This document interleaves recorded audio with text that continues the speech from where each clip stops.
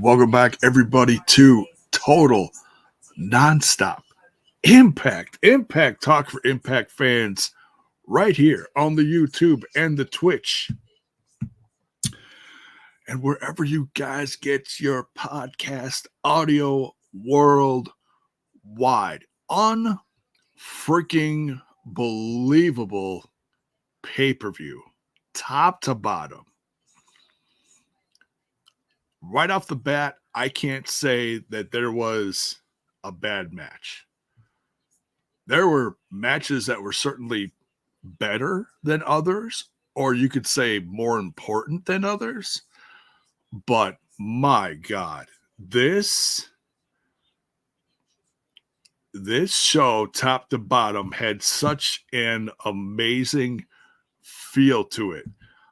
Before we get started, number one, thank you all for being here. There's so much hype behind this pay-per-view tonight, so I'm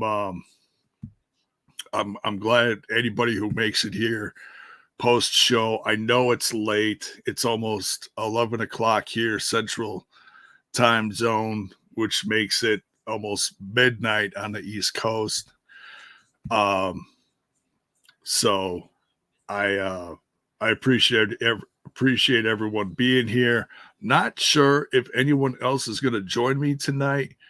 That's why I started everything a little later, because the show, yes, midnight here, yes. I wanted the show to get some breathing space and give Bill time to get back to his hotel room. I didn't see Bill the whole time during the show. I was always kind of scanning the front row. Whenever the camera was moving around or you get a different camera angle, do I see Bill? I didn't see Bill. So I hope he's okay. I haven't heard nothing, so we're just going to assume he's okay. Although I say never assume. But as we get started here, wow, these numbers are already great. We're just a few minutes into this. Make sure you smash that like button, smash that sub button, and ring that bell for notifications. We do weekly episodic shows, a live reaction, and a review following every episode of TNA. If you're new here, also that's on Thursdays. On the day before, you get Team TNI UK. You get our team from the UK. Great bunch of guys, always giving updates on TNA, their point of view, which is always interesting, because it's from they're from across the pond, so they look at things differently in wrestling, and so it's a nice zen and zang, or whatever you call it, to our show. But thanks everyone for being here. So Bill,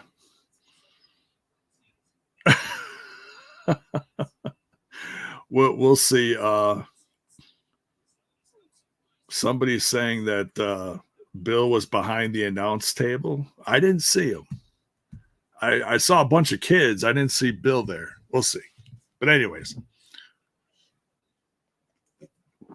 what a night. Let's start out by talking about what surprises there were. Not a lot of actual what we would think of is surprises in the world of professional wrestling. They were real subtle and or storyline related or wins and losses wise. There was no big free agent. And a lot of people in the chat are saying no Bound for Glory pay-per-view announcement. Little strange. I can't see Bill or Cena. You're funny. I didn't know Cena was there. Well, if he was, you're not going to see him, right? I should thank all our members that are in here too. If you're curious about becoming a member. It's it's another great way to help support the show, help it grow. That's on the front page of the YouTube channel. Punk with the $2 tip. Thank you, dude. Came in to say hey to all my rowdy friends. Well, this show was certainly rowdy tonight. And we've got, and speaking of invasions and stuff that's been happening lately, we've got a Bill from the road. J-Bone, what's up? What's up? You ready for a little Slammiversary here? Hell yeah, dude. First of all, how are you doing? Are you good? I'm good. How are you doing? How's the TNI fam doing? Oh man, coming out in all sorts of big numbers tonight. It's great to see. Oh, it's a big show. Biggest show of the year. Yeah. It's a very big shoe. Bro, where were you sitting? I could not find you worth a damn scan in the crowd. I was about 14 seats off of the right side entrance. So you'd have to really look to spot me. It was a Where's Waldo? So you were like in the corner or? Yeah, like 14 off of the aisle. Oh, okay. So towards the corner of like the inside on the other side. Okay. Yeah, it's the only thing they showed over that. So you were of humanity. Yeah, right. Looked like a crazy crowd. It looked like a great crowd. You were over where there was a couple of guys dressed up like Joe Hendry. You were over by those guys? Yes. Okay. All right. I was on the opposite side of the Joe Hendry guys. Yeah. Okay, gotcha. So, I didn't see you all night, so I got a little worried. I was like, "Oh, where's Bill? But you were there, and you're here now. Let's dive into this. This is the 20th Slammiversary. Man, where have the years gone, Bill? Oh, company's been around for 22 and the 20th Slammiversary. So yeah, it feels like the first one wasn't that long ago, J-Bone. All getting older here.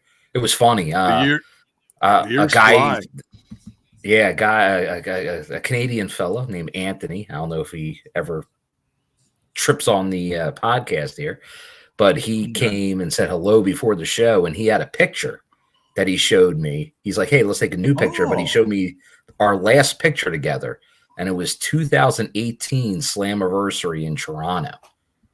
Oh, and he's like, "You still look the same." I'm like, give or take a little bit, but thanks for the sentiment. But yeah, it's been a while because that's the early Anthem era, obviously. That was kind of that was the show to compare all their pay-per-views to for a while. But now it's we're getting into it, and it's interesting. I'm very interested to hear what the people think, because overall, excellent pay-per-view overall. Oh yeah, but I'm not going to say I'm not, and that's what we do on this show. There might be a few nitpicks. There might I don't think overall negative, but I gotta call it like I see it, because there's some things that we kind of talked about that may have happened tonight, and it all depends on how they go from here. But there's definitely some questionable things that may have happened tonight. Yeah, there were definitely some things that, but I've been saying this for years. I love a good shakeup in the world of professional wrestling, and if there was going to be a shakeup, and they did, and if they were going to shake things up, tonight was going to do it. I want to quick first say hello to the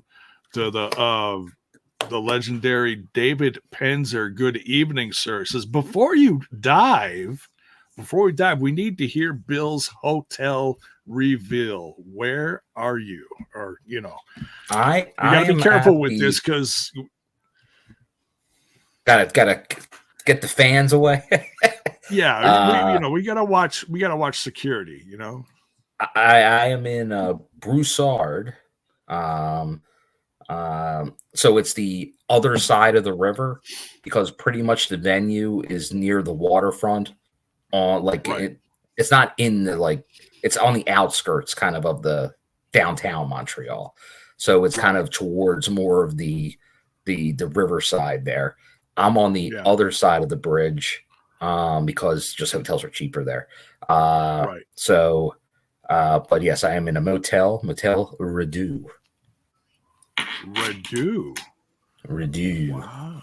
It was within the kind of 15-minute time frame of getting there. Although it is quite fun the roads around here with like traffic and construction and lights out all over the place. So it was it was almost worse getting back than it was getting over there. Wasn't a problem. On the way back, it was a little bit more of a issue.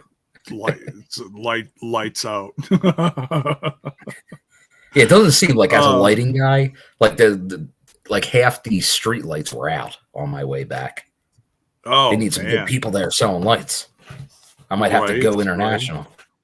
You wanna buy a light bulb?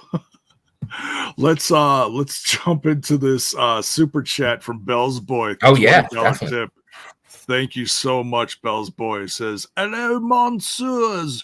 Jabon et Bill saw a decent Slammiversary. The lame event. No, the main event. Settle down, J-Bone. Don't go there yet. I know. My French is horrible. Although I do feel after tonight I'm bilingual. We'll get into that. The X Division, the tag match, and the PCO match were the 4 best matches on the card. Agree? Well, we'll dive into everything, but yeah, I think that's pretty close though. I'll get into it. I'll start saying a little bit of it now. There were definitely some top tier matches on there, but then, and I'm fair for all shows. This was one of the longest pay-per-views in a long time for TNA. It was a longer one. I think you can question because there was a lot of matches. It was almost one of those, instead of like a gauntlet or a battle royal to get a lot of people involved, there was a lot of extra matches added. And I think we can question if some of those matches were necessary. Well, it was nice to get them in, especially the last one of the pre-show. Number one, it was nice to see Hammerstone return. A lot of people have been talking about Hammerstone. Oh yeah, because I think we thought he might show up and like interfere or something, or worst case, he'd be in the tapings afterward. But obviously, them just oh, here's an opening match, which I'm not against. But if you're going to do that, there's 2 matches. One of those had to get. See ya. Because there was no build. There was a handful of matches that had no build. You might as well put them on TV. And if you're going to do that, do the Hammerstone, fine. But you got to remove one of those other 2 matches. Yeah, it was. I mean, the only. And we all know what matches I'm talking about. We'll get to them. Yeah, we'll get to that. It was cool to have Eric. You got to get Eric. It was weird that he wasn't booked for the show. Right. Yeah. So it was nice to put him in there. Did I not write it down here? I didn't.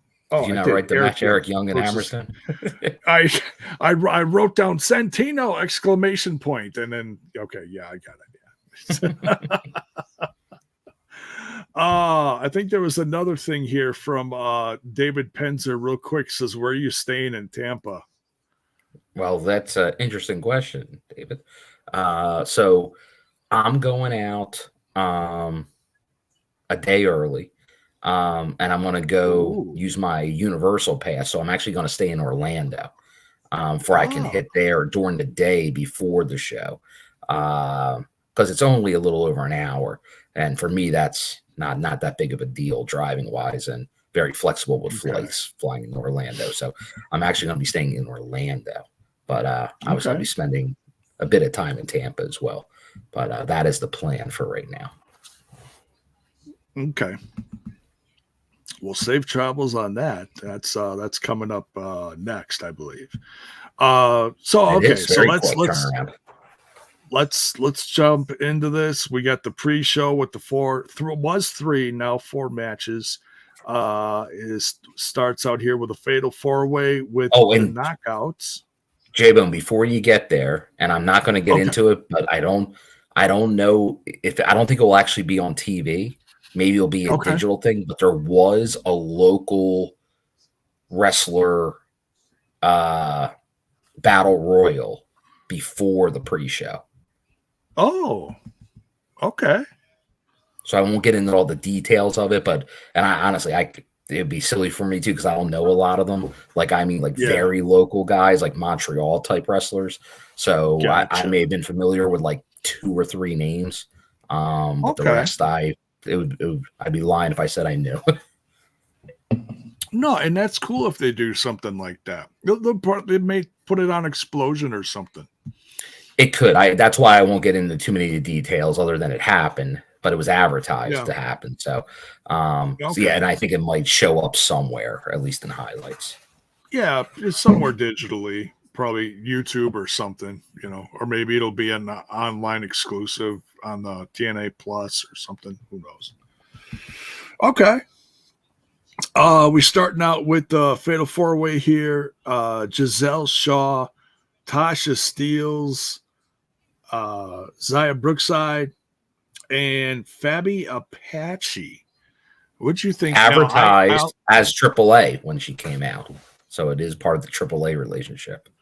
I kind of figured, it's just been a long time. It seemed like yeah. Yeah.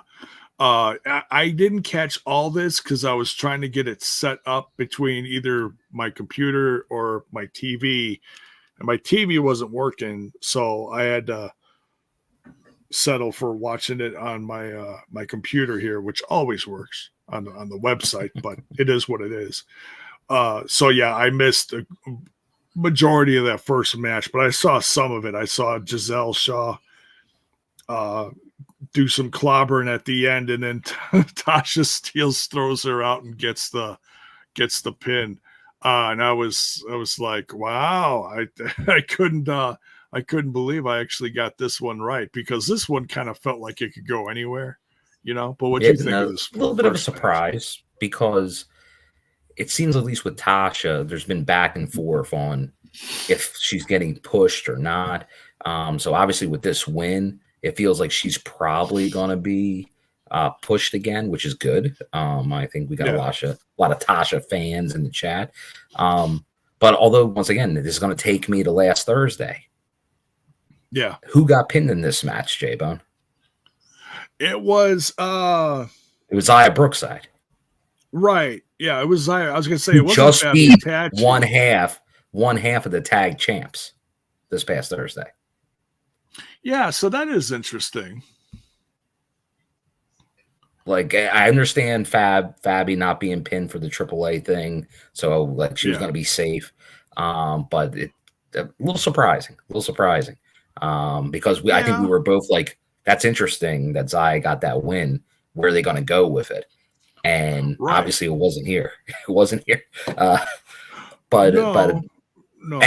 just FYI, Gisele still coming out as a face, but went back to her old heel music, which is a very earworm song. So I don't know if they just made an executive decision to go back to the old song or not, because I think one time they accidentally played it. So I don't know if that was more of a snafu, but she embraced it. So my guess is they decided to go back to it. So now, and this wasn't for a number 1 contendership. This was just kind of for like bragging rights. It wasn't announced, but I think you could infer Tasha possibly getting a title shot based off of that win. Because who is next? Who is next? If it's not, unless it's somebody not on the roster, which we'll get into as well, because we'll get into that, because it's interesting, because we heard the big like Jordan Grace proclamation. I think our biggest surprise was Earl Hebner tonight. Well, yeah, I think the surprises were more storyline wise as far as like wins and losses and what happened in the matches actually. As opposed Oh, to I as far agree. as You can read it that way, yeah, but I think that yeah. was intentionally misleading for the dirt sheets. Right. Yeah. Like, oh, okay. So it gets them talking like, oh, free eight, like, uh, uh, Or even just the NXT partnership. Raj, Desi, the former Jinder Mahal just showed up in He was at GCW. GCW tonight. Yeah. Yeah. He, well, it was last night, wasn't it? Or what did they have No, another it was show tonight. tonight? Well, no, because he was announced earlier today, so it canceled him for being here tonight. Oh, okay. But he was never showing up right. tonight. Oh, okay. Well, maybe tapings or something. But nonetheless. Well, that is a possibility. Travel issues, although I think most of them got cleared up, but that is a possibility. Yeah. We know obviously Gresham was not there. Yeah, you never know. Yeah. Alexander's return was kind of a nice surprise. He's healthy again, so that's great to see. That certainly does add to the mix. Earl Hebner was, man, talk about a redemption story, Bill. I shed a couple tears, I think, It's like, oh, Earl's now just He's still probably wearing Montreal. an I Screwed Bread t-shirt somewhere out in Montreal right now. No, he's in a bar with his eyes. You're damn right, I screwed Bread. Actually, rich homie Swann took that burden tonight because he jumped up on the top rope. I don't know if you heard this. He jumped up on the top rope tonight and he said, "My favorite wrestler is Shawn Michaels." I did not hear that, but that is funny. I'm like, are you serious? I'm like, you ain't gonna make it out of here, bro. It probably is. Seems like he would be a Heartbreak Kid guy. They're chasing him down the block right now. You get out of Canada. But yeah, so Tasha Steelz gets a win. She's got some bragging rights. We'll see where it leads to. Gio Miller backstage then with First Class, and he introduces part of his an additional part of his posse. I don't know if you saw this. You probably saw them come out with him. Okay. No. They showed one this. guy. They did. Okay. On the screen. Okay. So they showed. Now, I'm sorry. I'm not familiar with the rapper. I didn't catch his name, but the one guy was a rapper that's tight with Top Dollar. AJ Francis.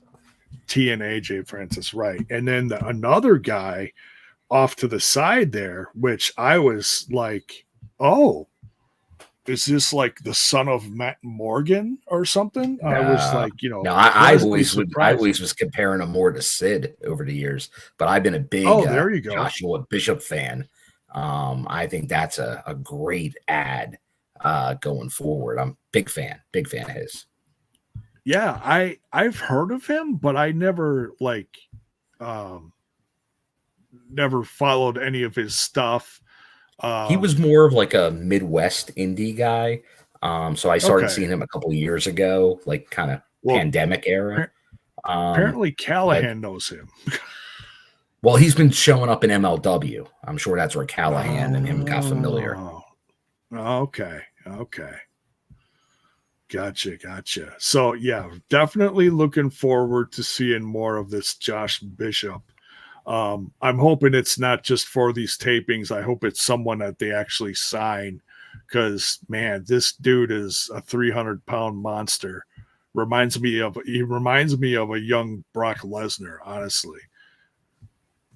No, he's got good tools. He's the type of guy you can definitely build into something. So I'm with you. I'm hoping he's a guy that's sticking around. I think that'd be a wise investment. That is one thing, and I've said this for years now, and people don't believe it, but if you look at the history of what has happened with this company and then who leaves this company and goes on to, we'll just say, greener pastures, TNA makes stars. Okay? Absolutely capable of making stars. So we'll see where this goes. Rich the homie Swann. Just Rich Homie. There's no the Rich there, Jay. What's that? Oh, he's just Rich Homie Swann. Yeah. Got to get rid of that. It's just trying to add some mystique to it. Yeah. Now this was interesting. And this I saw this by accident. We'll get to that tip in a second. I saw this by accident. I love my old school rap, hip hop, R&B and stuff like that, along with my metal and stuff. But I was not aware that there was a rapper named Rich Homie Quan. Yeah, that's what it's based off of. You've heard of that rapper, Bill? Well, I was made aware of it when he got the nickname. Oh, okay. Because I'm like, is that my rap references are too old, J-Bone? Okay, all right. I can't get into modern rap references. No, I don't. I'll dabble in some NF or Eminem or a little Jelly Roll or Hardy lately, and that's about it. So yeah, deeper than that, I'm out. So, but we thank you for the tip here. And on 6 Soldier. I'm gonna screw this up. We'll just call you Soldier. Thank you for. Why didn't Joe win? I believe. We'll get into that.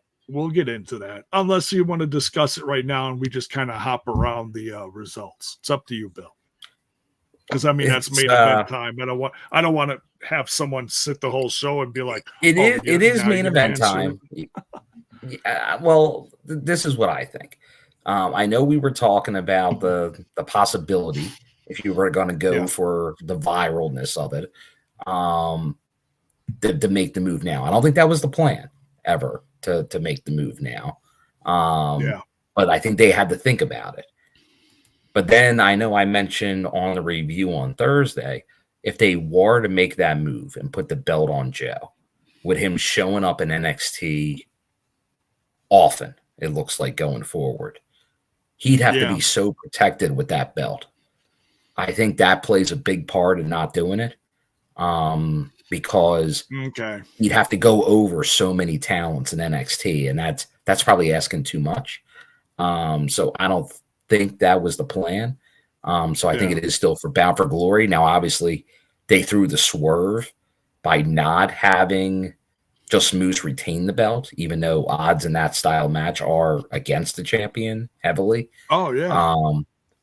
And then we'll get into more on the Nemeth thing, because it's not a total surprise, because I think a lot of people in our chat all thought at Rebellion in Vegas he was going to win that belt on his first title shot against Moose, which he did not. And I think he had one of the biggest pops of the night when he came out. So you're like, he's a favorite of the crowd, no doubt. But I saw somebody in the chat said one of my biggest issues already earlier, he's missed multiple taping loops. He's a pretty steady performer. But if you're now the big champion, you better be there every loop going forward. If they have their world champion not showing up in towns, I'm going to have a big problem with that. So hopefully they had some kind of agreement going forward on it. Yeah, and I'm a fan, but your champion's got to be there. He's still AAA champ, right? That's the thing. He's all over the place. I think he is. I honestly, I'm not even sure. I think he lost the New Japan belt he had, but the AAA belt, I believe he has. And that was the. You know what? I don't even remember. And that's sad to say. But anyways. Well, if he did, Nick better be there. If he did, if he did lose it, then that certainly frees him up. But, it gives him the freedom to go back, certainly. But right now they're going through their own tournament. Yeah, and if he brings the TNA belt with him to some of these places, as long as they don't interfere, fine. That's fine. And like I said, I have a feeling they probably, because like Ali was at every taping. as X Division champion. Oh yeah, That's been totally an amazing fine. X Division champ. Yes. Yeah, you don't have to be like a signed long term. Like, remember, like Deanna had the belt without even having a contract. Like, those are all fine as long as they have those agreements in place. But it's just you can't have a your top champion like that. That would be as a bad a look as like when Brian Cage was losing his world champion on Indies. Yeah, like that's you can't have that. No bueno. But thank you for the $2 tip. Yeah, it's all about timing, and it is there's definitely big picture factors that that lead into this.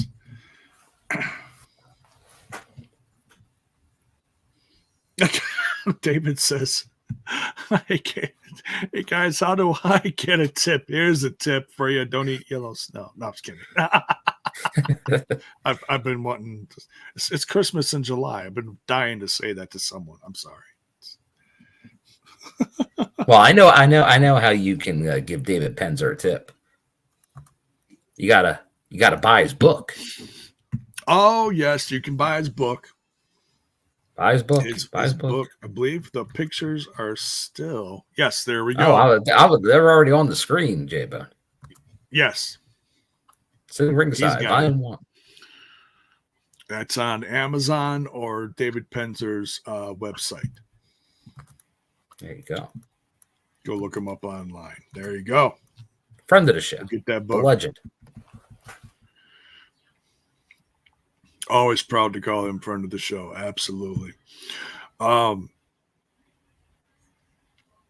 right. So we talked about Rich Swann, Kushida. Okay, let's talk about we talked about the extra guys from the Rich Swann or the interview. But next was Rich Swann Kushida match, part of the pre-show. What did you think of Kushida? That just his whole entrance, his whole aura, just kind of blew my mind. I think that was a very smart play. It's interesting. I'm guessing that was the whole plan, regardless if it was against Gresham or not. But it'd be interesting to see if it was against Gresham, who they repackaged recently as well. Because even from the Tron, it had ink in it and everything. Like it was like you see the connection. It went from the Gresham ink to the ink. But obviously that's a callback to another popular wrestler. But it was very interesting. I'm a fan, and as Dr. Gerbs is saying here, there's the Kushida channeling Hakushi. Now that was a wrestler in the WWF a long time ago, right? Like Attitude Era, and he had all the tattoos on him. Or whatever. I believe he made some appearances there. I don't know how long he was there. Oh, Justin with the he's throwing the ink reference. Yeah, just shout out. 95. There you go. Hakushi, 95. Okay. All right. So just before the Attitude Era. All right. The end of the golden era. What's that? That's the end of the golden era. Right. Yeah. Yeah, pretty much. My favorite WWF era. If there's an F in it, it's from me. Nice. So yeah, that was and I was in a chat with some other guys too. The Ramblers and I were chatting it up during the pay-per-view. And they're very excited about what's going on in TNA, but they're not real familiar with a lot of stuff that's going on in TNA. So it's kind of like you and I getting used to like NXT, you know? Gotcha. And if any of the NXTers that have been joining us on Thursday reviews with the crossover or some of our news specials on Tuesdays we've been doing, let us know if you're in the chat, if you're maybe watching Slammiversary because of that relationship. Yeah. Oh yeah, Lord Tensai had that gimmick too. Yeah, He did. Yeah, that might be who you were thinking more Attitude Era. No, I was thinking of the Japanese wrestler. I very totally big, forgot very big guy. I love Tensai though, because I mean he's had a lot of gimmicks.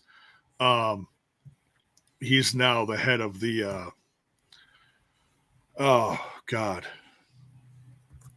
He works underneath Shawn Michaels. He's the head of the NXT locker room. Or the training center, I should say. But anyways. But yeah, so Rich Swann versus Kushida, and that finish was amazing. I love the new look for Kushida. I love this new heelish charisma of Rich Swann. So there's all sorts of stuff that I got from this match that I was just picking little things like, oh, that was cool. That was cool. That was cool. Beat him with hoverboard lock off the top rope. That was crazy. Yeah. That was unique. I like it. I think we'll build back to the this new Kushida versus the newish Gresham as well. Yes. Gary Rossetti, A Train, yes. Also, it was A Train at one point. One half of TNA. Quite the gimmicks. Yes. Love the gimmicks. Good old Test and Albert. Rest in peace, Test. Next, we got the TNA Knockouts tag team match. This was, man, talk about some women just going out there and just going. Pardon my French, but I'll tell you, balls to the wall. Seriously, and I got to give credit. Ovaries to the wall, I guess. You know I'm a fan, but Lish, one of the best looks of the night. That jacket with the gear. She looked. She had the cool star look. She had that star look to her, which is that's what you want to see. She wasn't matching Masha, which that may come, Yeah, they definitely have been teasing a little more togetherness, which they didn't do tonight. It was two separate entities, but worked very well together and victorious again. Like at first, the system was looking like they were going to be on all cylinders tonight. Yeah, because this was their first big win. Which and no more Lars. No, Lars gone. See you, Lars. He's on tour. Oh, so he's on tour with Rancid now. Okay, correct. He's on the Saviors tour with Green Day and our former friend Billy Corgan with the Pumpkins. Oh yeah. There you go. Well. Then I mean, certainly if I'm sure the door is open, he could return someday, or we'll see.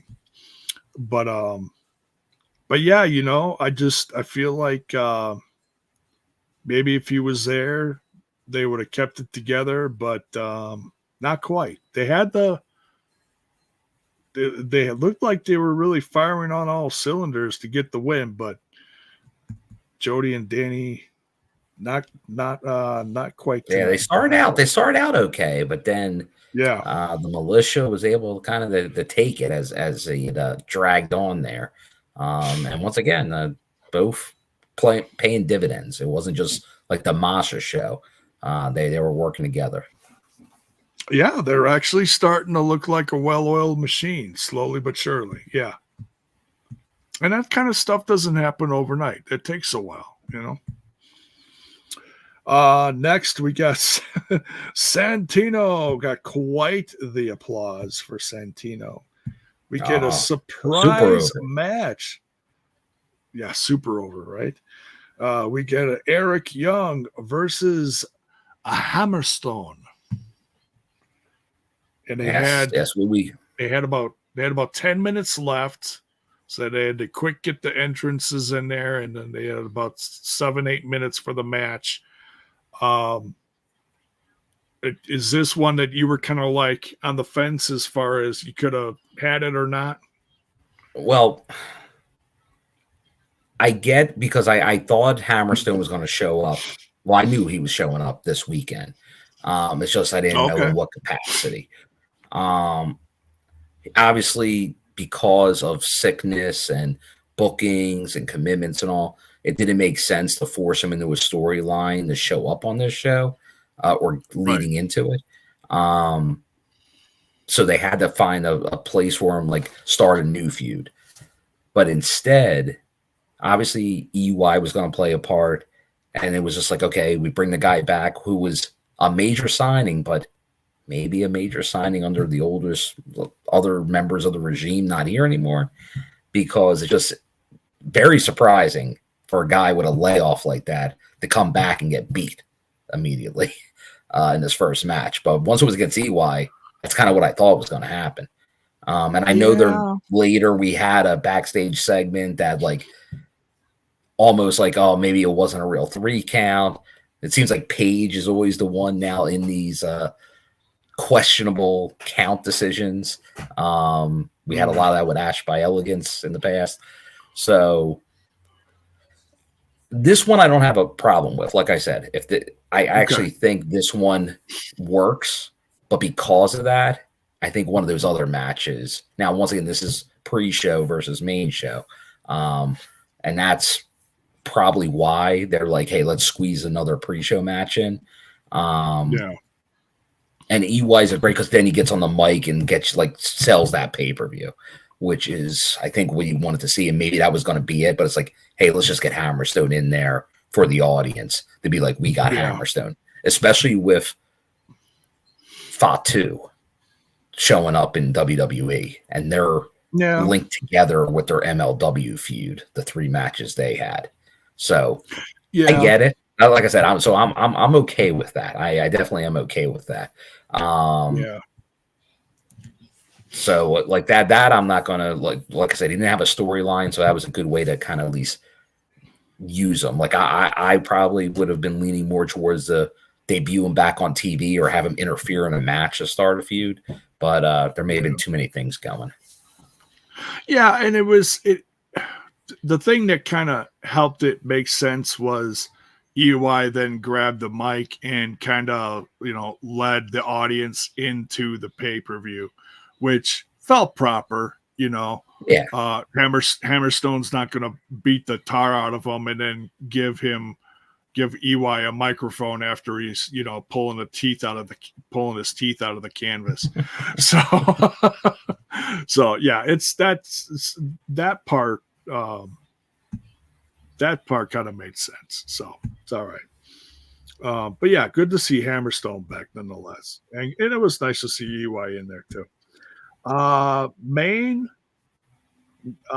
Main card time now. We got Matt Hardy leading it off here against Johnny Dango Curtis. JDC. Wonderful. Good old JDC, yes. Now, once again, this is going to go into the realm now of matches where you can question certain aspects of it. Now, obviously, we just had this happen on Thursday, but he took out Queen Rebecca, so he was going to be angry. And it's interesting because, like, you wouldn't expect a broken Matt Hardy to start off a Slammiversary card. Like, that's almost a surprise. Like, broken Matt Hardy starting off the show. But I think what made this is the anger of Matt Hardy at the end of the match. And then obviously you had JDC coming out, American flag, Mr. Eagle, Patriot coming out for that heat. But we've been seeing JDC kind of maneuvering around the system to kind of get an edge. So once again, like he fell to Mr. Matt Hardy here, but him hitting like a post match 2 more times to get some revenge for his lady I think was a good sell there for this match. Yeah. If it didn't have that, if it just was like 1, 2, 3, be done with it, then I would have questioned it more. So I think they did a decent job with it. Once again, like a surprising match kind of out of nowhere, but we know some of the reasons why, like it wasn't going to be a Hardy Brothers match out of the country. So right.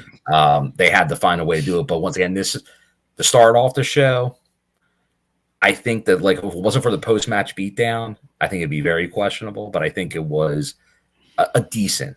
Like I said, there's going to be a couple matches where they fall into this line, and this is one of them.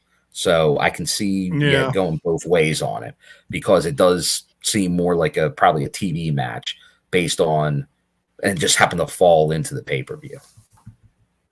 Yeah. It was one of the last things going into the pay-per-view, but so at least something like this is fresh in people's minds if they're keeping up on the episodes. But yeah.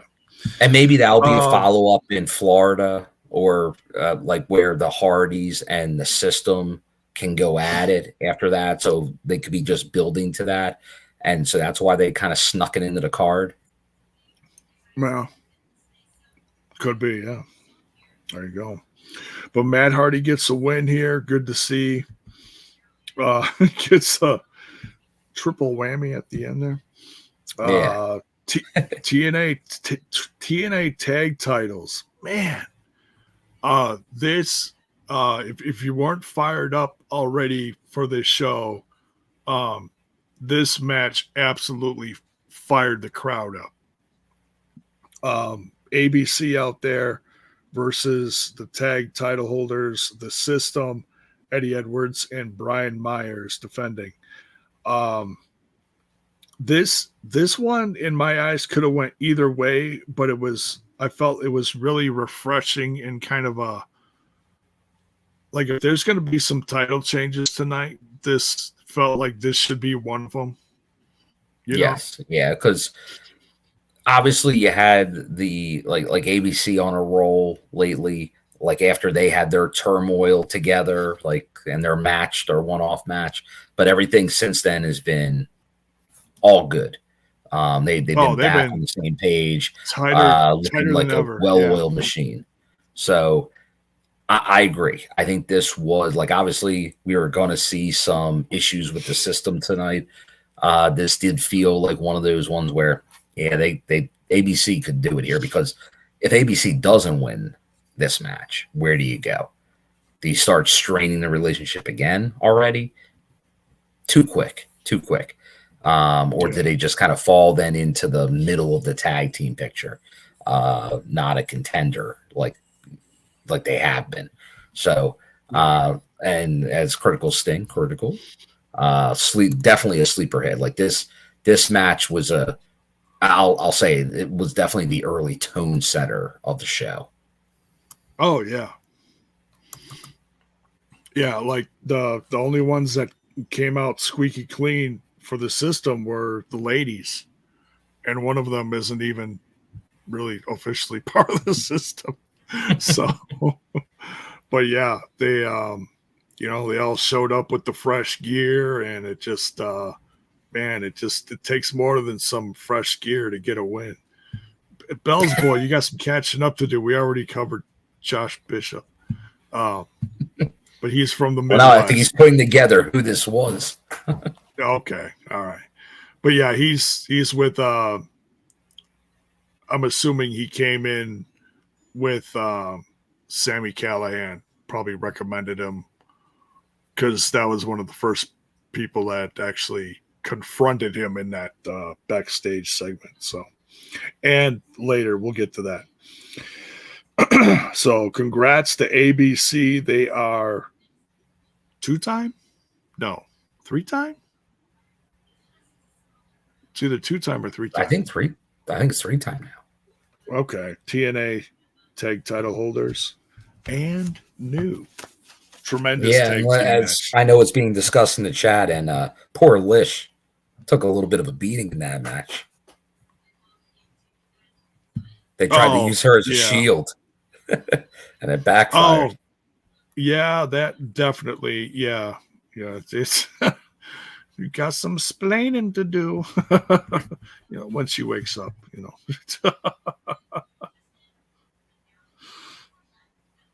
You get that, but who is Josh Bishop? What's a Josh Bishop? He's part of. Pay attention. He's the new badass. Yeah, he truly is one of the new badasses on the block. He's part of AJ Francis's crew. Book him versus Jake something. There you go. Or Hammerstone. Beyond that, just go look at his wiki page. It'll tell you everything. But I think he also spent some time in the NWA. A few bigger probably did. Indies. And at some point, if you're looking down that path with now Bishop as part of the fold, like you do have some connections with some other guys there. Because you could go his tag partner for a while, Matthew Justice. Always been a big fan of Justice as well. The Alpha one, yeah. First class, yeah. First class. So there you go. All right. Next, this match was actually, I wasn't looking. I don't want to say I wasn't looking forward to this one at all, because that's not true. But as far as ones, higher or lower on the list, this was certainly lower on the list. But pleasantly surprised, this one became one of my favorite matches of the night. Jake something versus Mike Santana. These two guys clobbered the shit out of each other. It was... This was definitely one of the "this is awesome" chants of the night. By the way, I mentioned this earlier, and I'll repeat it again for conversation's sake. As far as like being bilingual, feeling like after watching this show, I feel like I learned a little French tonight. "This is awesome" in French is "this is awesome." Just so you know. So there you go. You're on it now. Who needs Rosetta Stone? Seriously, just watch a pay-per-view. Well, that is something, just an FYI, J-Bone. If you are ever decide to get all crazy and be like, I want to go to Montreal for a show or something, just FYI for if you are only fluent in English, that it could be a little difficult, because like when they say like when you're in Quebec and especially Montreal, French speaking, it is very French speaking. Okay. Like it's going to be like 90 plus percentile, like wherever you go, interact with people on the street, it's almost all French. Like it's very little English, which is fine. Like that's like, sure. Us in the States, most of us only know the one language, and then so people coming in, it's just the same thing for them. But like in comparison, like when I was in Italy, like everywhere I went, they're catering to the tourists. They everywhere spoke English. It was like I didn't need to know anything, or at least more of a fish out of water. Wow. Yeah. Here it's like more like you're definitely a fish out of water here, so you got to be a little more comfortable. Okay. Well, at least I know if I want to, if I'm at the next, the big pay-per-view show in Montreal and we want to start a bullshit chant, I know that in French, bullshit is bullshit.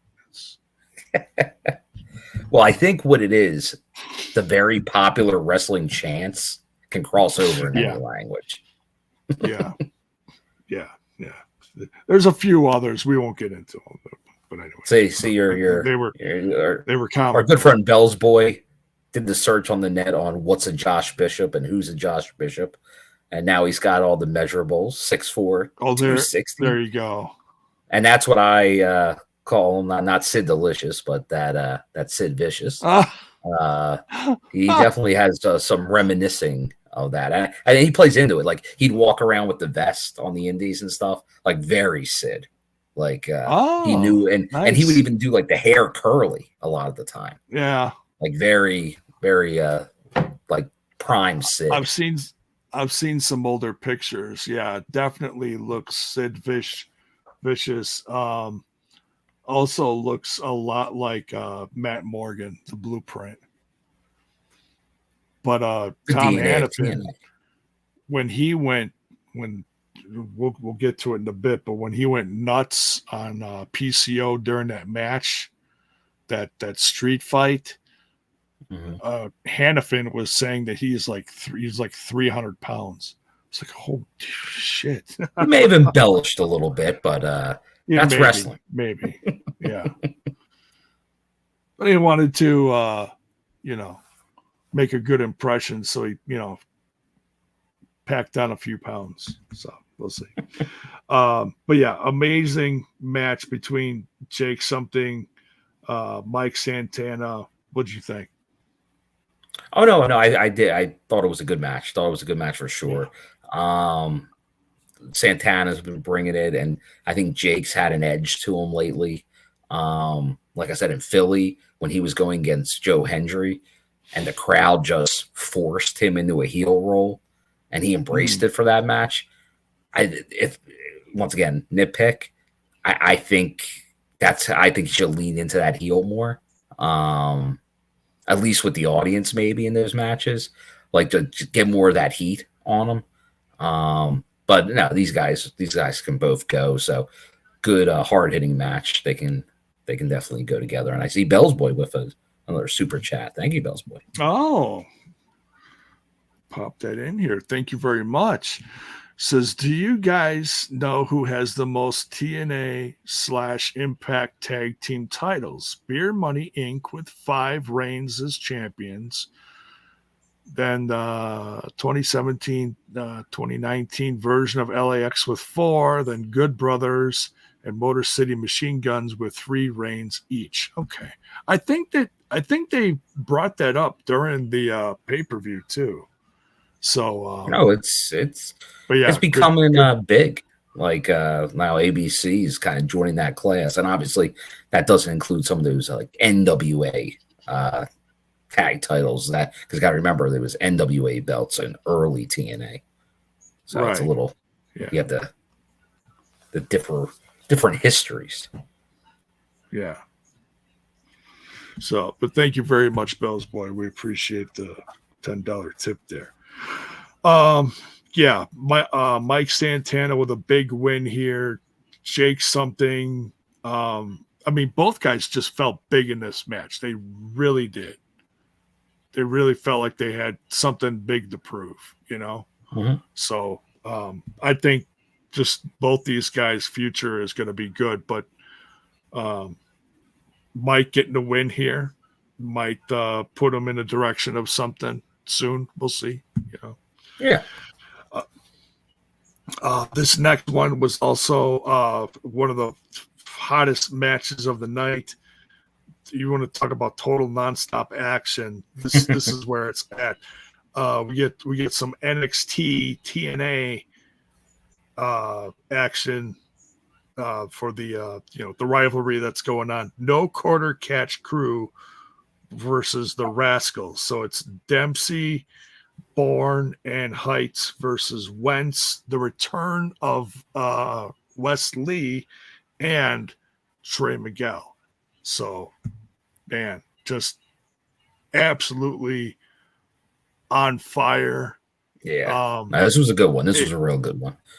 It was emotional too. It was just to see everybody working together. You saw that in the NXT match that they did last week too. So, and it was clean, and it was a clean match. It was, because honestly, with some of the NXT stuff, because that's the one thing that it's been right now. I'm fine with it because for booking, it makes a lot of sense. A lot of shenanigans in the matches with NXT and TNA talent so far.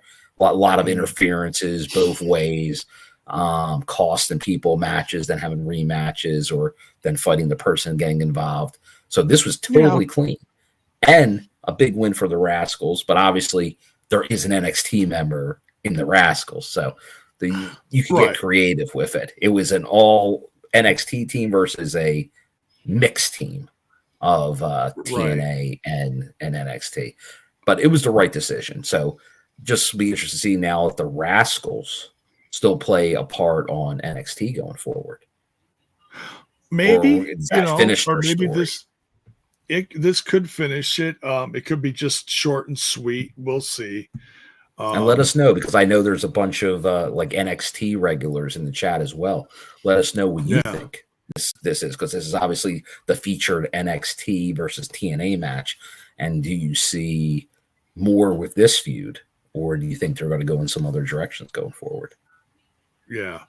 I tell you, I wouldn't mind seeing Wesley tear it up in a match on NXT or wherever with Charlie Dempsey. That'd be something.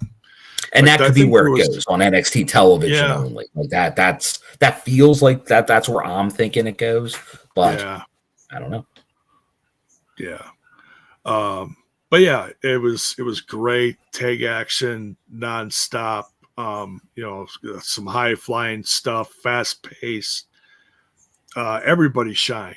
Seriously, everybody shined in this match. No one was slouching.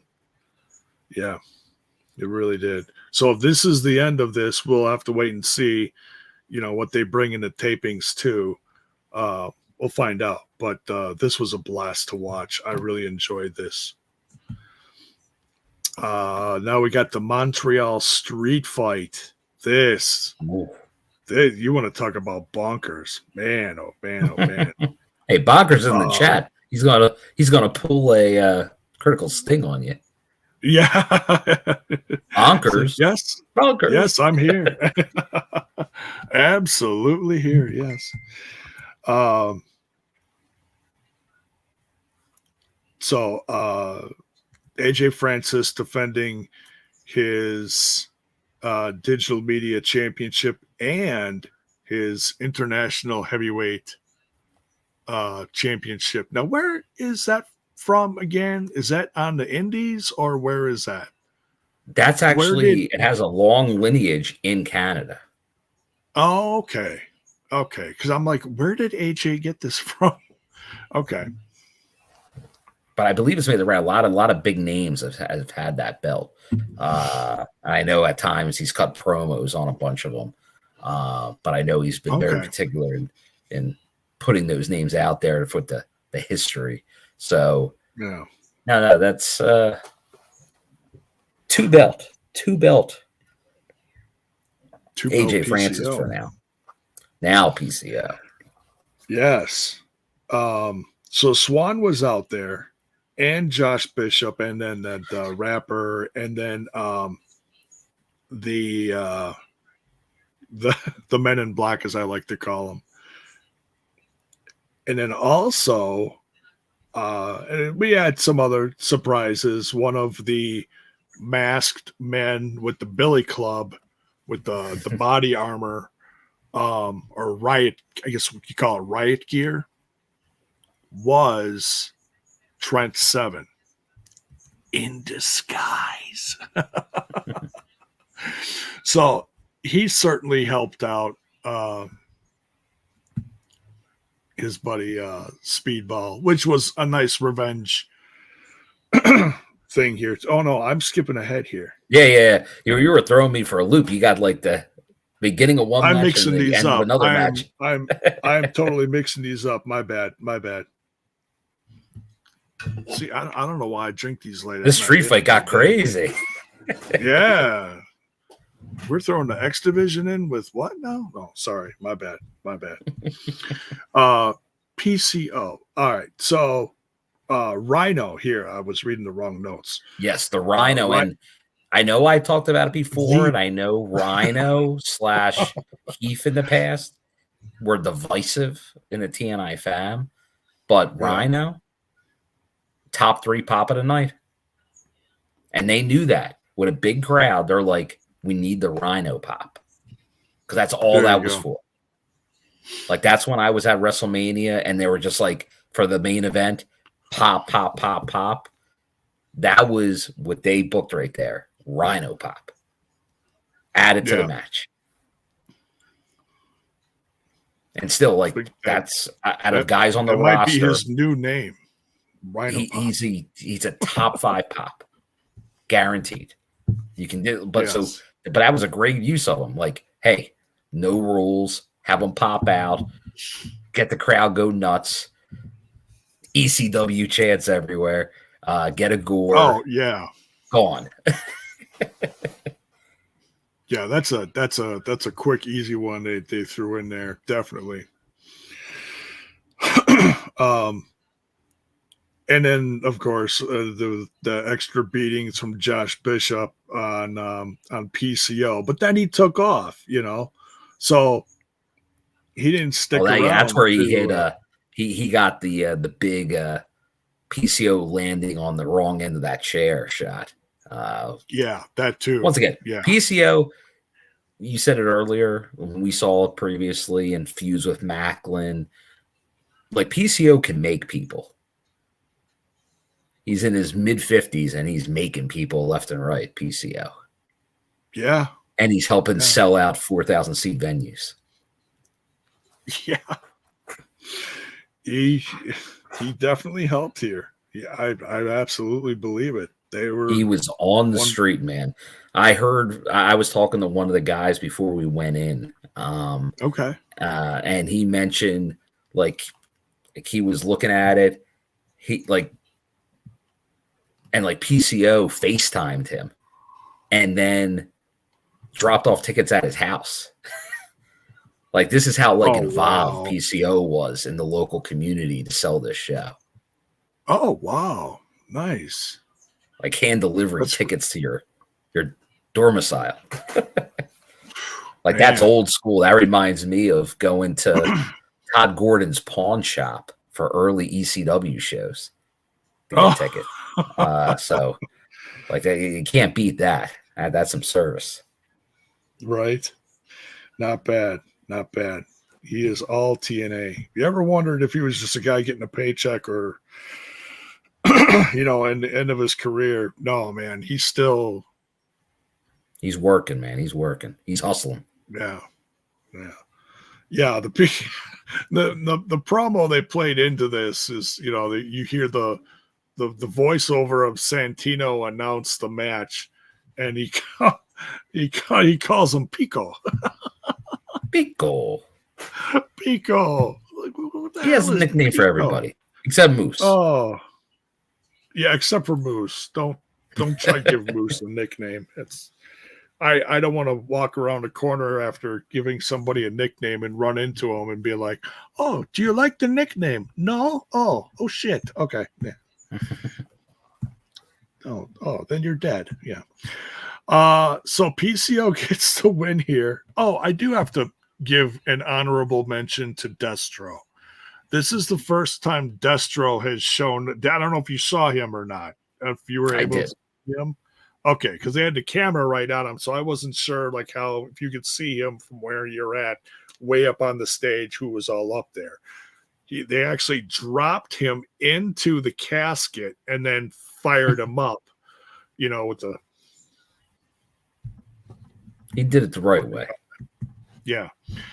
With sparks flying and everything. So, but yeah, that was a lot of fun. It was definitely a little extra than it had been before. So we'll have to see if Destro is going to stick with PCO now. Well, or if this I got to imagine through at least the tapings up here, he'd play a part because he's got to be in the wedding. We'll get that. Oh, yeah. Yeah. Yeah, we're getting to that. So Rhino helps the chaos with Josh Bishop tearing it up. PCO gets the win.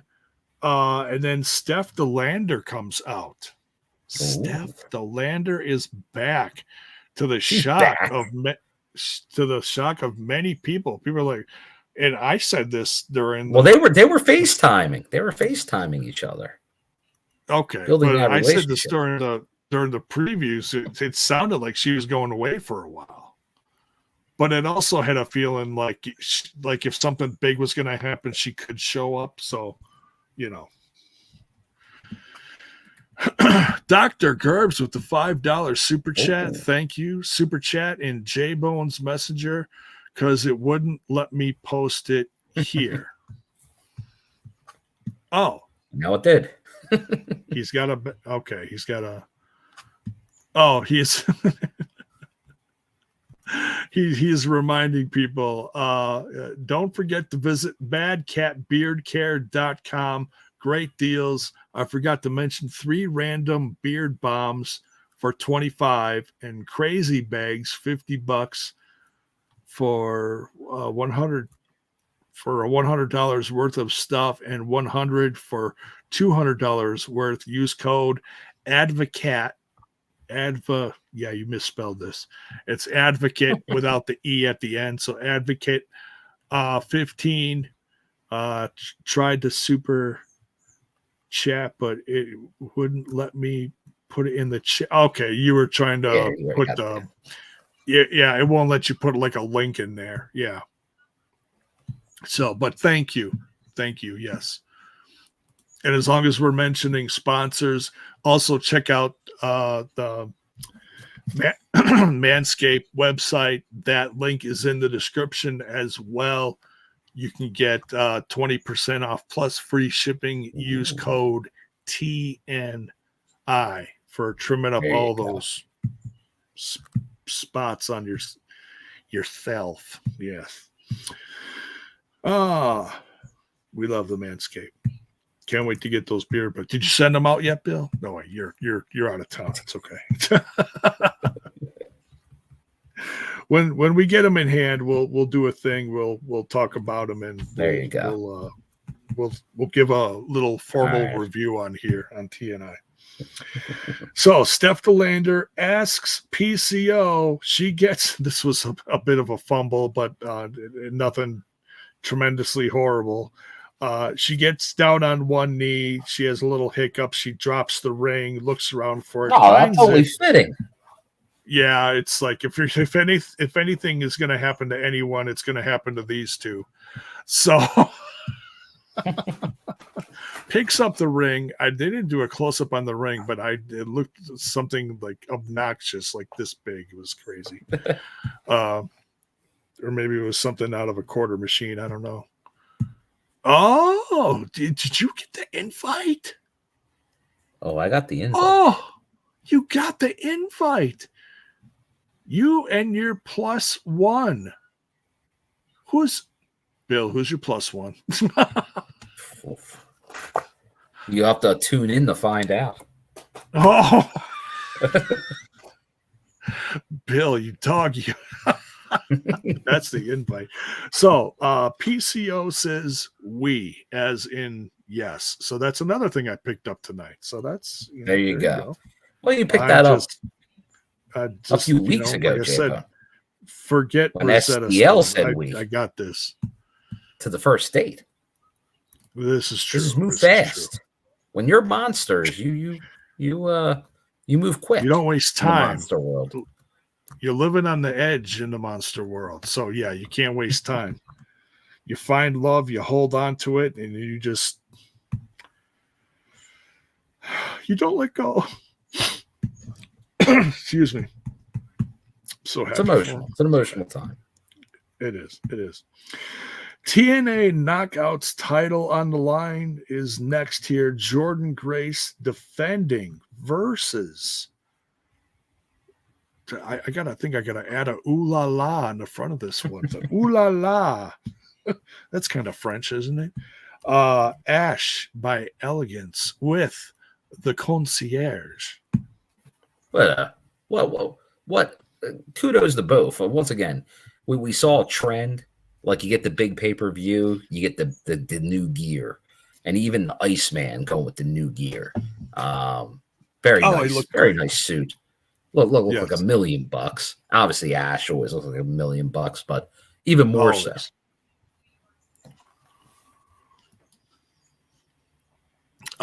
This had new gear too. Everybody had new gear. a lot of people had fresh gear on tonight. Really looked, it just helped, everyone looked fresh. Investing in yourself.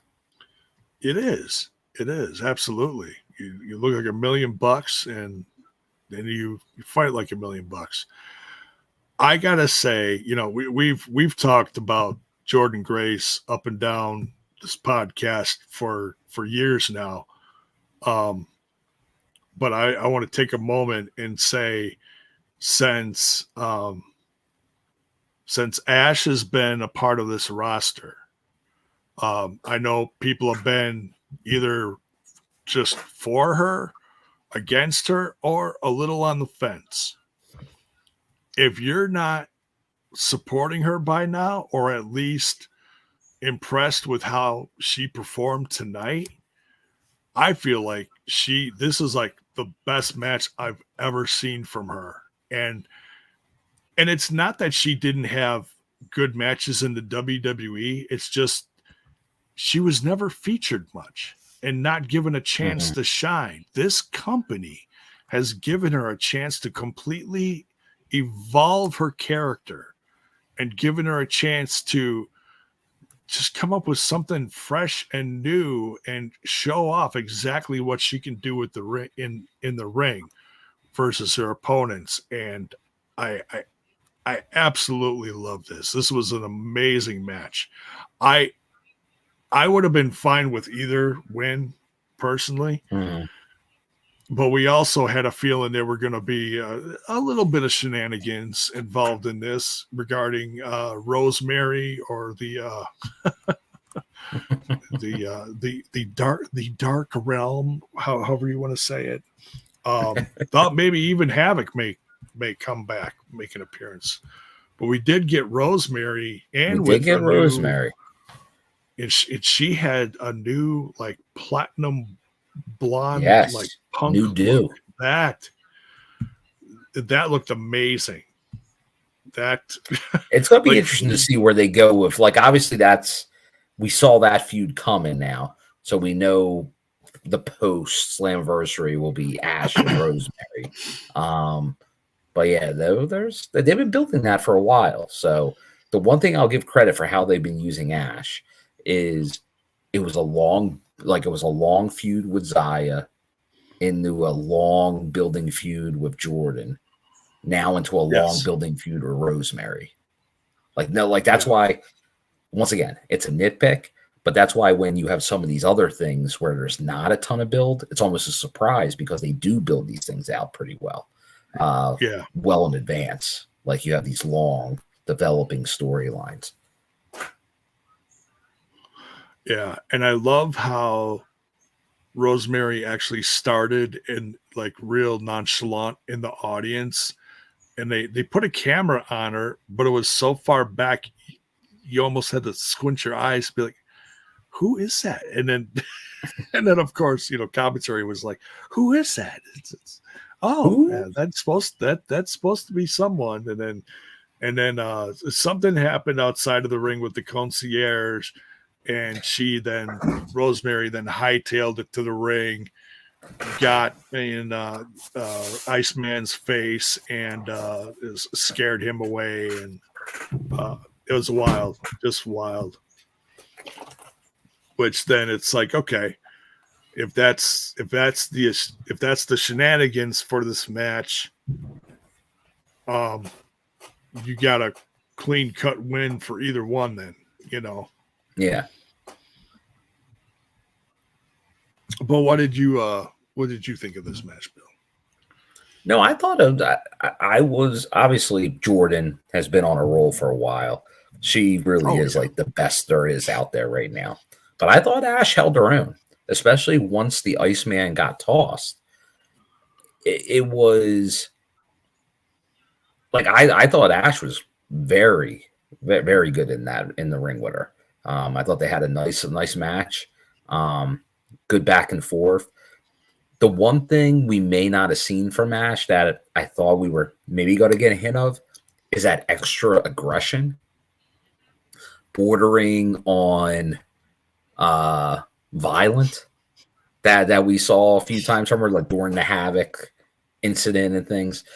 So I thought it might boil over, especially with Iceman getting thrown out. Like she would just freak out, and maybe that could like lose her temper and yeah, which didn't really play into it. Like it was just a straight up like technical match, really. Yeah.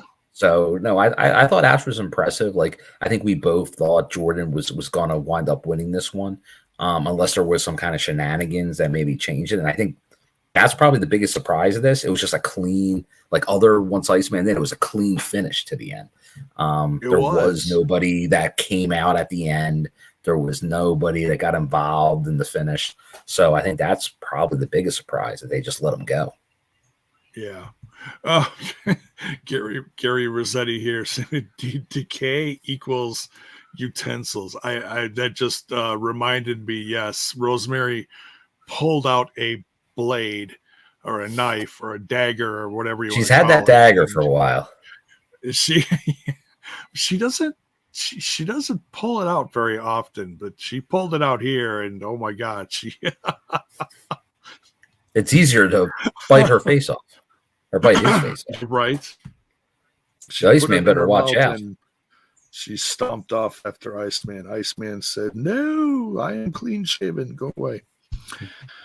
So, but congrats to Jordan Grace.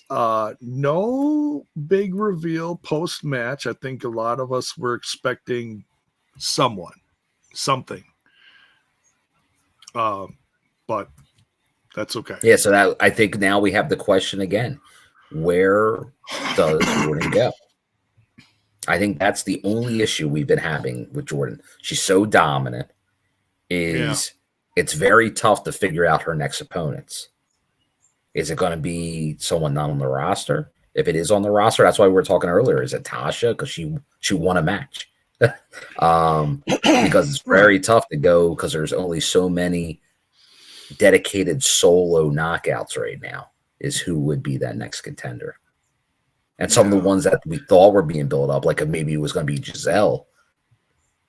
She did not take the pin. So maybe she gets another win or two under her belt real quick, and it could be back there. But I think a lot of us were maybe already penciling Gisele in for Bound for Glory.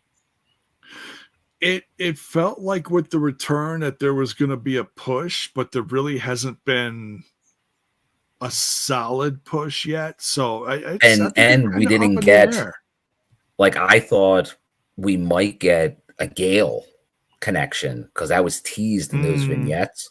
But it was almost like once she came, we talked about that the other week. It's like once she showed up, it was just Gisele solo. Like I said, I think if you had the connection with Gale, like you would definitely get a big rub off of that. But who knows? Like maybe if she gets that next title match, that's where it would come into play. I did see the chef. At least they got options. In attendance. Did not see Gale, but I saw. I did not see Gale, but I saw Robert Irvine. Oh, there you go. The good chef. Good chef, yeah. So yeah, amazing knockouts match. Next, we're getting towards the end here. We got Ali defending his X Division title against Speedball Mike Bailey. Man, if there was a crowd that was hot for someone local, to the town and or of Canada, they were on fire for Speedball. I'd say as much, if not more, than PCO. Like PCO is pretty legendary, but Speedball definitely had that. It was close. Crowd appeal. It was close. Yeah. I really feel it was. It was close. I'd probably give the edge of the crowd to PCO slightly. But it was close. It was close, for sure. There was more stuff on the line here too. I feel like as far as title, the X Division certainly has a bigger feel company wise. Obviously the run by Ali has been dominant. And honestly, it's been great. I'd have to look back. Like he was doing all these promotions this whole time, but obviously mainly TNA. But he was all over the place as well. And I know he had like an undefeated streak. I don't know. This might be his first loss since he was a free agent. His first solo loss. Yeah, it could be. So, because he came in and won it. He won the title right off of Chris Sabin and was just on a roll then. Yeah.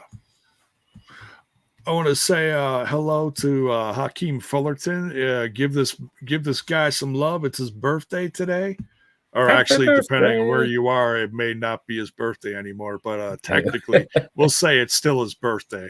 So give this guy some love in the chat, please. So happy birthday, Hakeem. Hope your day was awesome. Over 300 days without a singles loss. Okay, yeah, that's what they mentioned on the show. I thought, did they say that? They did say that in commentary, but they said it so quick it felt like it's like, wait a minute, 300. Like he came in at the start of the year. That can't be right, can it? Well, he may not have lost on the way out. Oh, well, like, okay. They didn't bury him maybe on his, but he may not have wrestled that many matches either. That's, I mean, if you for those last couple of months, he probably wrestled like 2 matches. That could be. It just felt weird saying, I'm like, okay, I'm doing, I'm not a math guy, but trying to do math in my head. I'm like January till now is not 300 days. I'm like, that don't add up. You're thinking about that. I was smelling burning, J-Bone. Now I know what it was. Oh God, the smoke! It's just, hang on. There we go. Okay, the smoke. Just got to let it out there. It's a Three Stooges episode. It is. It truly is. Yeah. 2 Stooges. He just whacked me in the head with a hammer. But Ali and Speedball, this felt big. This really did, especially when Now there was a ref bump with this one too, right? There was a ref bump. There was a ref bump, and that was when the guys surrounded the ring. Speedball went nuts then, trying to take everybody out, including Campaign Singh. He had the title. Trent said, okay, so this is where I was mixing up stuff earlier. Trent 7 here. Now you got it. This is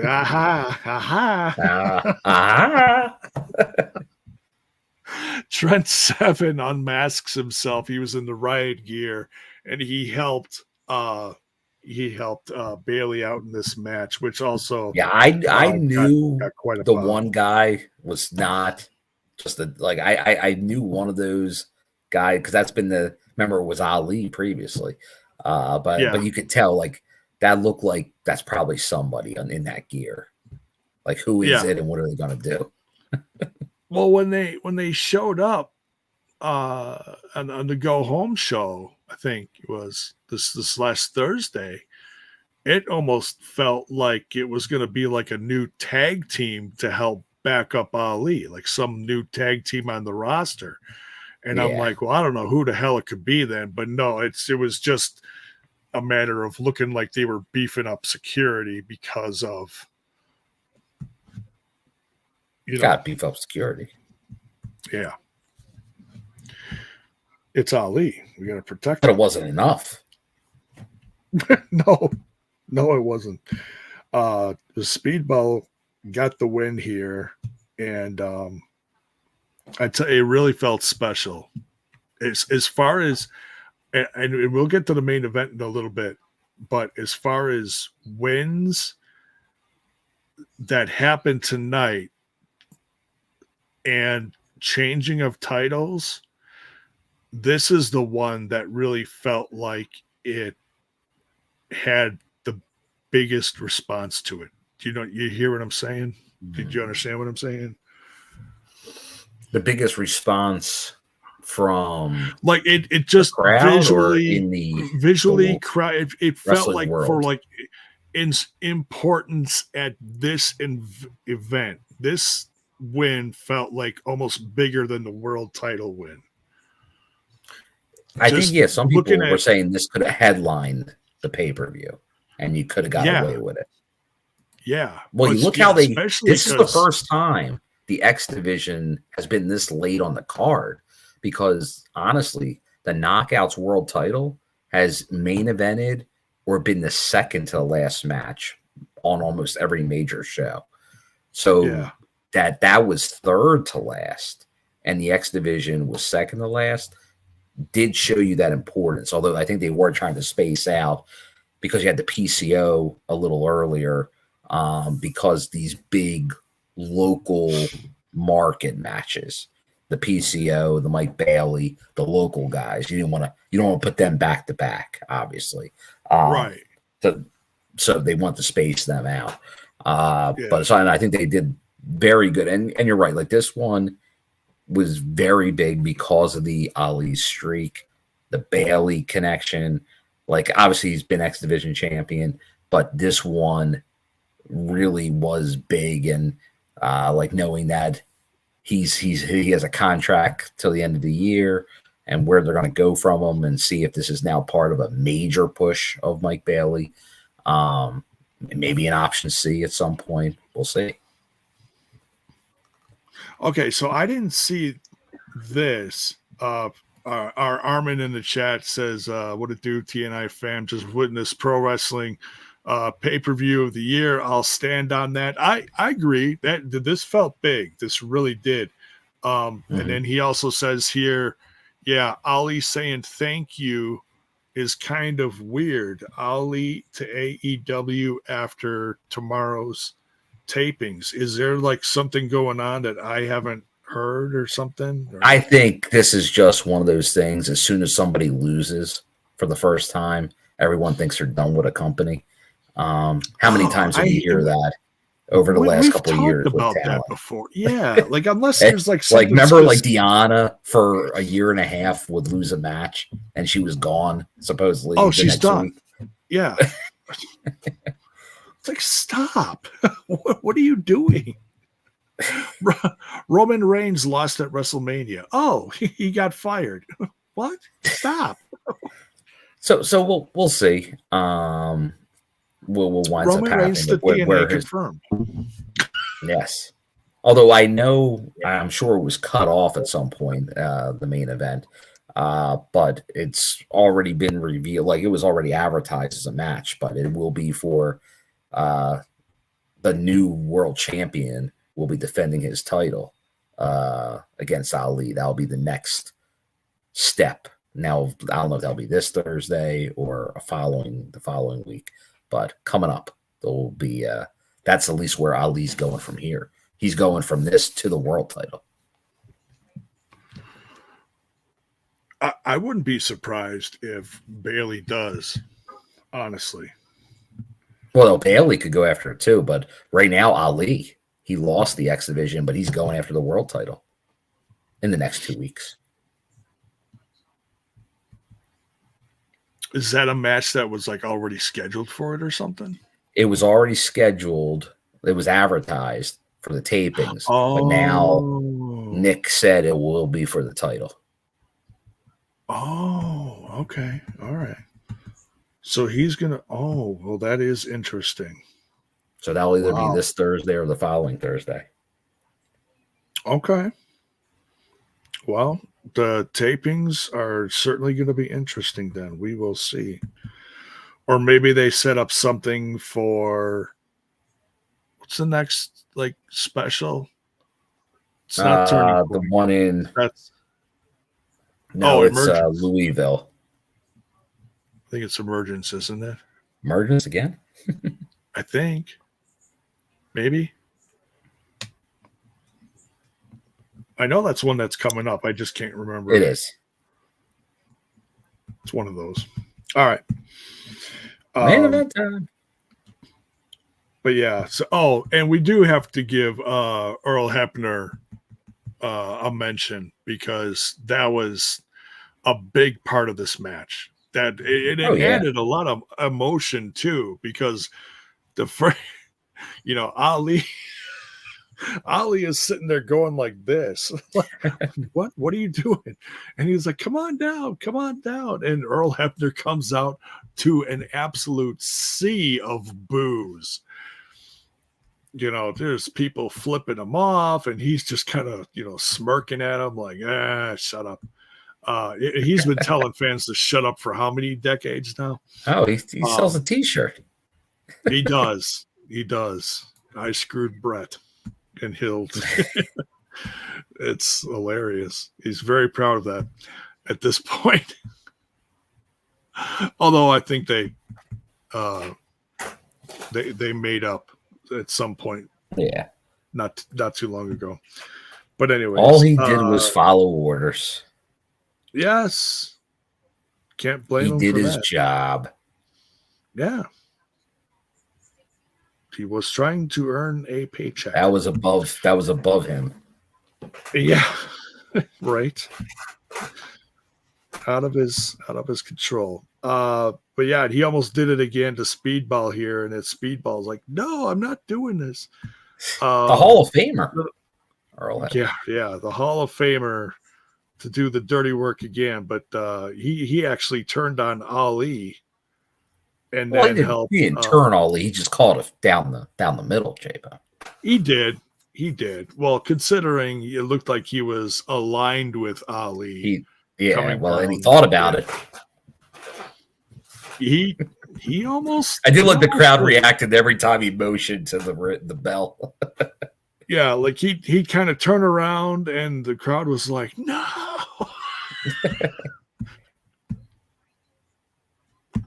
he still can play with the crowd. Another legend. He can. He had them eating out of their hands. He did. But congrats, Speedball.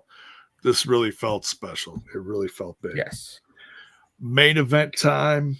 TNA World title on the line. And I had to remind myself this was elimination style. So this wasn't just first pin gets the win. No, this was elimination. So Moose defending against Nick Nemeth, Steve Macklin, Josh Alexander, Frankie Kazarian, and Joe Hendry. First, what we'll do is we'll go in order of elimination, and then we'll talk details and what stood out to us.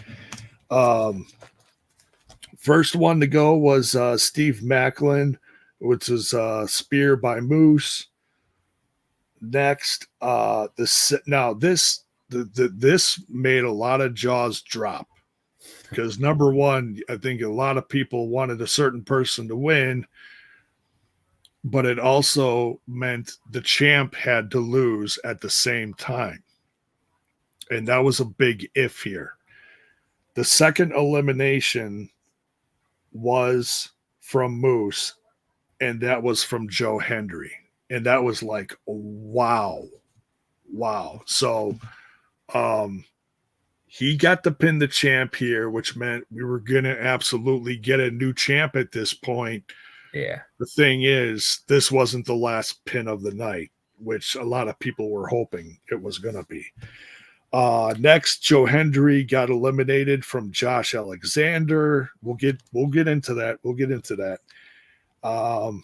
Josh Alexander then got eliminated by Nick Nemeth. I believe it was like a super kick or whatever.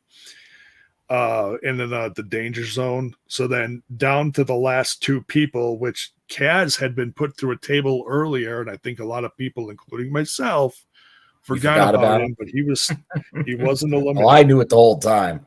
I'm like, where is he? Where is he? Well, and then when he came back, that made me think like, okay, well, there's your winner right there. He's coming back and he's going to sneak in a win here. We would have had a whole different conversation if that happened. It would have. Well, because they kept saying it's like, 20 years in the making. This is the guy who's been chasing the TNA I get title. it. And Kaz has done some great work lately, and he's never been the world title. But we just had that storyline with Alex Shelley. We just had that storyline. Right. So, but the last two in the ring here are Nick Nemeth and Kaz, and then Nick Nemeth gets the win here. And my feeling at the end of this was I'm still in shock from Joe Hendry being eliminated. But if anyone else is going to win, I'm looking at Dr. Gerbs right now. I'm sorry. Tough night for the doctor. Yeah, it was. Yeah, tough night for Dr. Gerbs. If anyone else was going to win in my book, I'm going to pick Nick Nemeth because I love the formerly known as Dolph Ziggler. Yeah, well, once Josh got eliminated, it seemed like it was all Nemeth. And especially when I heard the pop, like the Nemeth pop. The Nemeth pop was up there with Rhino pop. Because honestly, like the pops of the night were PCO, Bailey, Nemeth, Rhino, and Joe Hendry. Joe, the singing along to Joe's entrance. Yes, absolutely. Yeah. Like those were the 5 pops of the night. So, but yeah, this was an amazing match. It really, as the match went on, it really did have that feel that anyone could take it. Mm-hmm. Like there were That's hints of there were hints of like all of a sudden during part of the match before. I think it was right after the first elimination, Joe Hendry really got fired up and started taking out everyone. And he was doing, suplexes and just suplexing the hell out of everyone. Josh went nuts. Fall away slams, excuse me. It was Josh Alexander was doing Suplex City. Fall away slams. And, he was on fire. The crowd was getting louder and louder. And then, so everyone had their time to shine as far as doing stuff, and then there was little alliances here and there that, kind of happened. But I think besides Nick Nemeth winning here, the heel turn from Josh Alexander is what people are going to be talking about the most. Yeah. What do you guys say? Heel turn in Canada. I think this was probably the most creative move of the night, for sure. Oh yeah, I think it was done very well. Like because people were not expecting that to happen, but it was, and obviously just like we saw in Philly with Jake, if you're going up against Joe right now, you're the heel. So sell it harder. And that's what Jake did in that match. And that's what Josh did here. Like everybody facing Joe becomes the heel when you're that over. So embrace it. And honestly, like it was probably needed because we've had the whole solo run of Josh has been a face since he left the North. So the last time he was a heel was with the North. And even when he was with the North, he was like what I like to call, is like every, classic comedy team. There's a straight guy and then there's the funny guy. And All Ego Ethan Page was like the Joker, the funny guy, the guy to get all the laughs. And Josh Alexander was always the straight guy. And he was like that forever. Even as a heel, he was never like that heelish. But he was always behind Ethan Page. So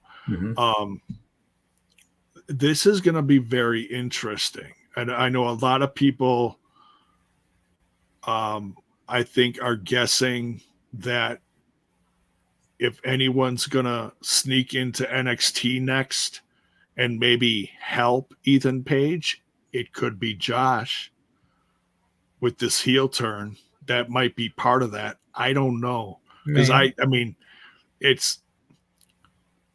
know Josh is the kind of guy where he may not communicate much with Ethan. I don't know Like, I wouldn't count on that. I wouldn't count on that existing relationship because I almost got the impression that was left. That was left on the chopping block when he left, Karate Man style.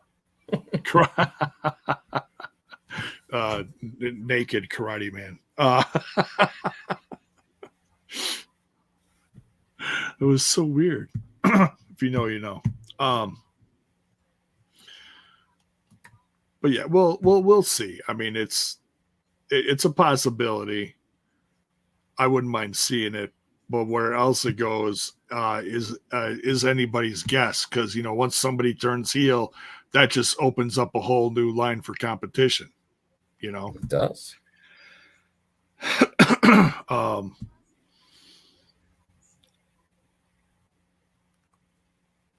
loved his gear though. Holy cow, did he look great! I loved like a lot of people really shined with their gear tonight. A lot of it was Canada aimed, pink, black, silver, white, whatever,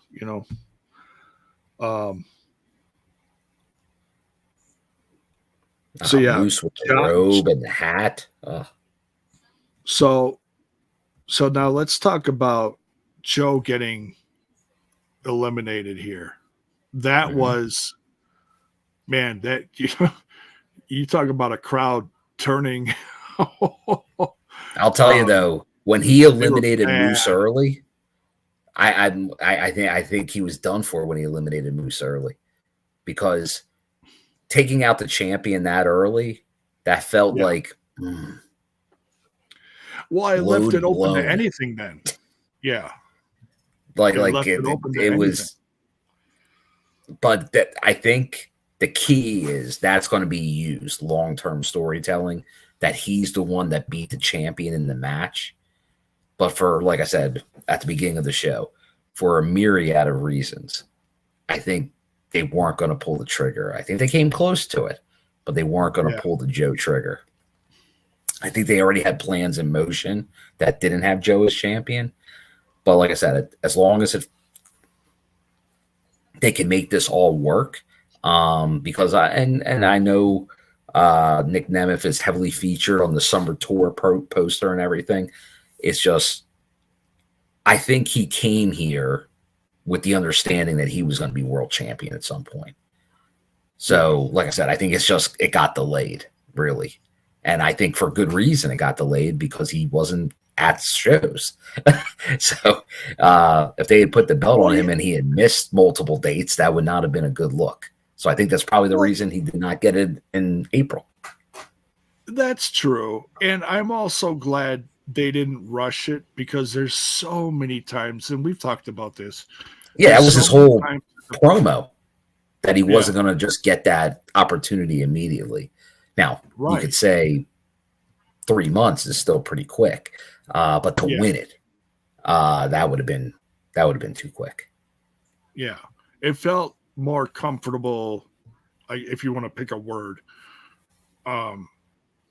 If this felt like a more comfortable time, if you're going to stretch it out to the point, because we see so many people just walk in and get a title. 99% of the time, it feels rushed. It doesn't feel good. It doesn't look good. Now, the contrary to that, I would say, like Ali coming in and blowing people's minds, taking the X Division title and being undefeated until now, has been an amazing run. His character, his in-ring work, he's been there defending it, growing his character constantly. I'm okay with that, because I'm behind the worker too, So. But now here's the question now. Like, obviously you have Nemeth as champion. Would they do a face potentially at Bound for Glory? Or will he not have the belt long at all? Or is Joe out of the conversation? Will he be going for the NXT title instead? Let us know in the chat. Or is this going to be one of those things where Joe's character is so big. Oh, he doesn't need a title. You know, you get people saying that too. I don't know.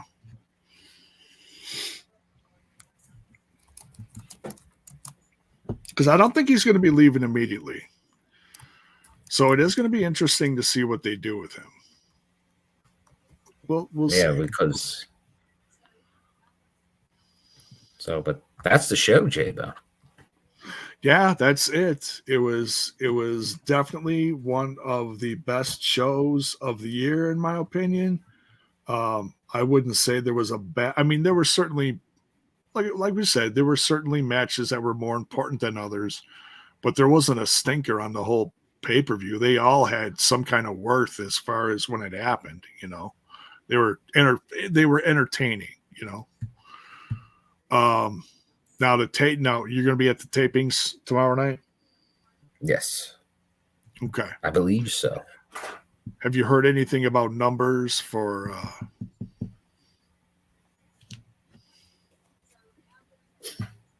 like crowd-wise? Because this one was sold out. This crowd was. I didn't hear an official, but it seemed like it did hit 4K. Like it was right in that 4K range. Okay. We'll see what tomorrow's is. It's sometimes I mean, look at what happened in Vegas. You know, there was hype from the night before. Matt Hardy shows up, boom, next night sold out.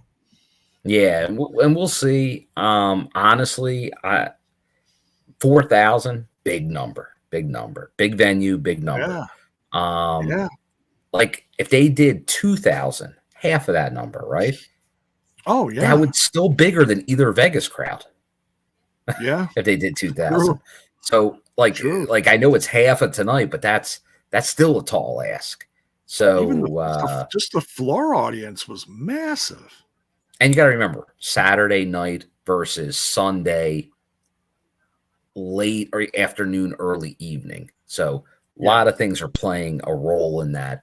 So I think, but that would be the goal, is try to get close to that. Yeah. So, but yeah, tremendous show. If you're watching this on the replay, let us know what your thoughts, win or lose.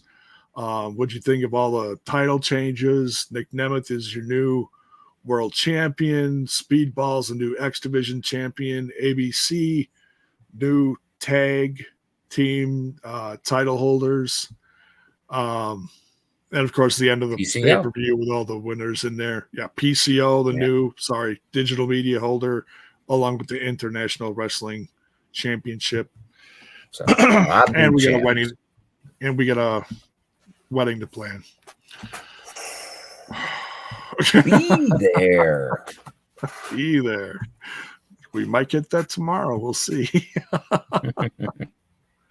All right. Thanks, Bill. Glad you're safe. Glad you had a good time, and be safe tomorrow. And we'll be back this next Thursday, and we'll talk about all the fallout from Slammiversary. Make sure you tune into Team TNI UK on Wednesday. They'll also give their rundown of Slammiversary and preview of the fallout from everything going on. Can't wait to hear what they got to say about it. Make sure you check out all the links in the description. Give the show a follow. And let us know where you heard the podcast from too. You know, leave a comment. We haven't heard one of those in a while, but great to see everyone here for the hype of the pay-per-view. Great numbers.